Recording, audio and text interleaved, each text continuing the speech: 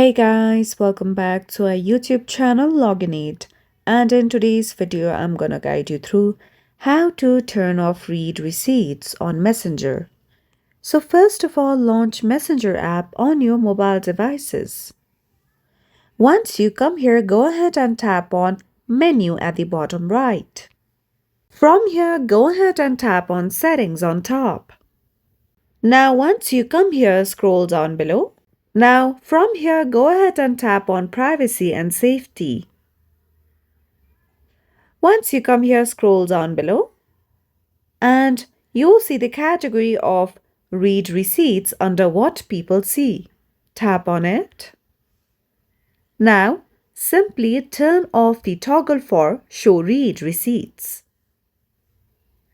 Once you do so, people won't be able to see when you have read their messages, and you won't be able to see when they have read your messages as well.